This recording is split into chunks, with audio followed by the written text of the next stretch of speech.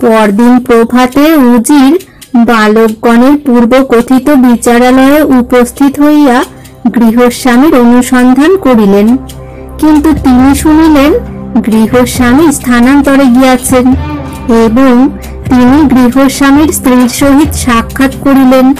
তাহাকে জিজ্ঞাসা করিলেন, তোমার ছেলে আছে কি? রমণী বলিল, আমার 3 পুত্র। সে পুত্রগণকে উজিরের সম্মুখে উপস্থিত করিল। উজির জিজ্ঞাসা করিলেন, বৎসগণ, কাল সন্ধ্যায় তোমরা যে খেলা করিতেছিলে তাহাতে কে কাজী সাজিয়াছিল? বড় ছেলেটি লজ্জিত অবনত মুখে বলিল, সে আমি। উজির বলিলেন, বাবা, তুমি আমার সঙ্গে এসো। খালিফ হারুন আল রশিদ তোমাকে একবার দেখিতে চান। উজিরের কথা শুনিয়া বালকের মাতা অত্যন্ত ভীত হইল। সে বলিল, মহাশয়, আমার ছেলেটি এমন কি অপরাধ করিয়াছে যে খালিফ তাহাকে লইতে পাঠাইয়াছেন? আপনি দয়া করিয়া উহাকে ছাড়িয়া যান। উহাকে কাছছাড়া করিলে আমি বাঁচিব না। উজির বালকের মাতাকে অনেক আশা ভরসা দিয়া বলিলেন, তোমার কোনো ভয় নাই, তোমার ছেলেকে শীঘ্রই তোমার কাছে দিয়া যাইব।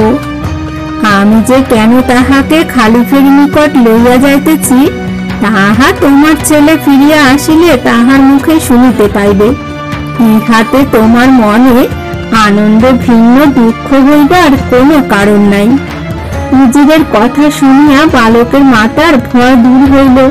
সে পুত্রের পরিচ্ছদ পরিবর্তন করাইয়া উজিরের সঙ্গে পুত্রকে খালিফের সন্নিকটে প্রেরণ করিল। উজির বালকটিকে খালিফের নিকট বিচার সভায় উপস্থিত করিলেন।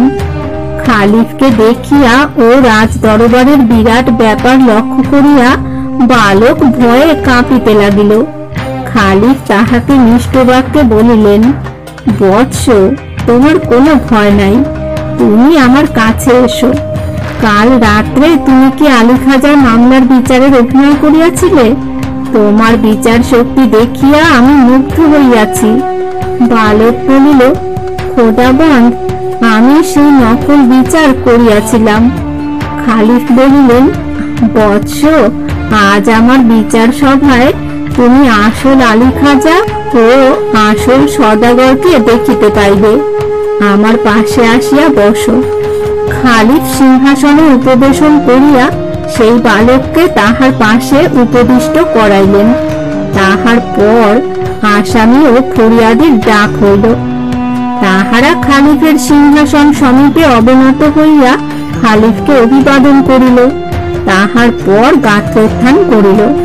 খালিফ বলিলেন, তোমরা তোমাদের বক্তব্য বলিতে পারো। এই বালক তোমাদের মামলার বিচার করিবে। যদি তাহার বিচারে কোনো ভ্রম হয় তাহা হইলে আমি তাহা সংশোধন করিয়া দিব। আলী খাজা ও সদাগর স্ব বক্তব্য প্রকাশ করিলে আলী খাজা ও সদাগর স্ব বক্তব্য প্রকাশ করিলে সদাগর বলিল, আল্লাহ দিব্য, কখনো আমি উহার জলপাইয়ের হাড়ি স্পর্শ করি নাই। বিচারক বালকটি গম্ভীরভাবে বলিল, আল্লাহর কসমে কোনো আবশ্যক নাই, আমি আগে জলপাইপূর্ণ সেই হাড়িটি দেখিতে চাই। আলী খাজা জলপাইপূর্ণ হাড়িটি খালিফের পদপ্রান্তে স্থাপন করিল। খালিফ সেই হাড়ির মধ্য হইতে একটি জলপাই তুলিয়া লইয়া তাহা দংশন করিলেন। অনন্তর জলপাইগুলি কয়েকজন সুদক্ষ জলপাই ব্যবসায়ীকে দেখানো হইল। তাহারা বলিল যে জলপাইগুলি সেই বৎসরেরই ফল।